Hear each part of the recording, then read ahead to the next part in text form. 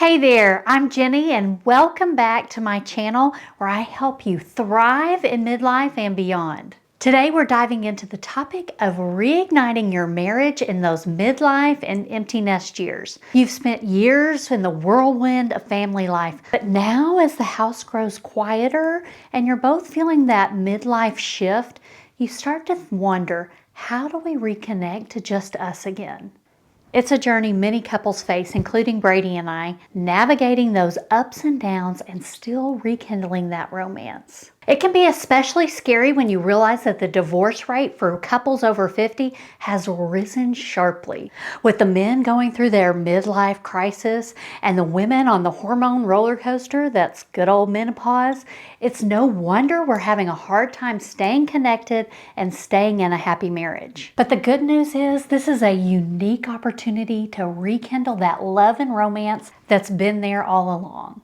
So the first step is to re-engage in meaningful conversations. I know it sounds simple, but trust me, it really is important. I challenge you for dinner conversations, date nights, to go deeper than the surface level of current events and what's happening at work. Dig deeper into each other's hopes and dreams and maybe fears and everything in between. If this sounds like a little too far out of your comfort zone, buy some table topics. They're great dinner conversation questions.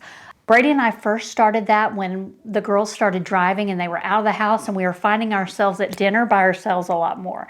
So I'd pull these out at the dinner table and it would spark new conversations that we haven't had in a long time. It's like, remember when you were first dating and you'd lean in learning about each other?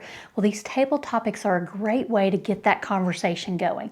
I slip a few cards in my purse for date nights at restaurants. It has really upped our game in dinner conversation. So I encourage you, whichever way you do, start asking each other deeper questions and lean in for the answers. Before we get further into this topic, I have a quick question for you.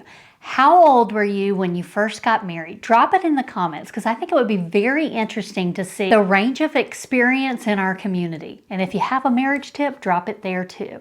Brady and I celebrated our 30th wedding anniversary last year, and I don't know about you, my interests have changed a lot over the years, especially since I got married at 22, fresh out of college. So my next tip is to discover new hobbies both together and apart.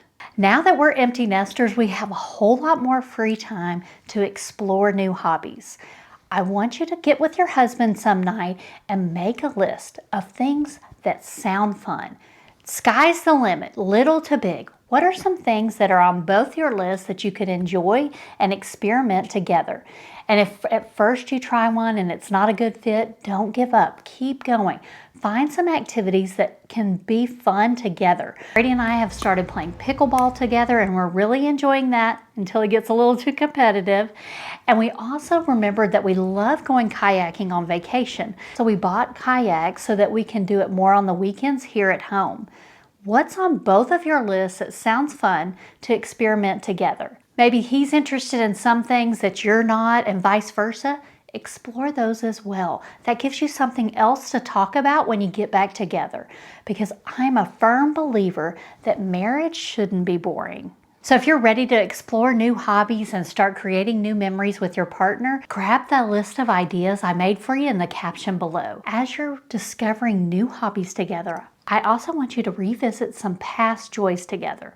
Think about what you used to do and enjoy on those early date nights. Maybe it was hiking, dancing, listening to music, or cooking a meal together. Reigniting those early passions can really spark romance and connection. I know for us, Brady and I love to go dancing at the local dance hall every Thursday night. We do two-stepping. In the chaos of raising kids, that kind of went by the wayside. So as empty nesters, we've signed up for ballroom dance classes. And just this Christmas, Brady gifted me an online dance class that we do in our living rooms on Monday nights. How can you bring back some of the fun and romance of those early days? As fun as those new days of dating when we were young and in love, We also have to keep the communication open as we navigate the challenges of aging. Both need to really support each other through the physical and emotional changes that you experience in midlife. Tell your husband how it feels to be on this emotional roller coaster ride of the hormonal changes of menopause, and then listen to what his experiences are. Be the biggest supporter for each other. And a good way to do this is to look for the good in each other. Maybe he looks especially cute one day. Tell him. Maybe you're grateful for something he did for you. Tell him. Point out those good things in each other, and that's going to build that connection and take the sting out of aging. And my final tip is to not go it alone. You know the importance of community, so surround yourself with other couples who are committed to a healthy, thriving, loving relationship.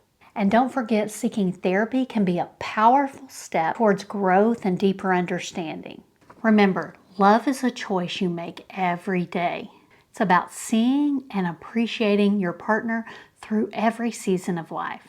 As we embrace aging with energy and joy, let's show our kids that a fulfilling, long-lasting marriage isn't just for fairy tales, it's achievable. Together, we're setting a vibrant example for the next generation. Thanks for joining me, and be sure to hit like and subscribe for more inspiration for midlife. Remember, it's never too late to ignite that spark and live your best life together.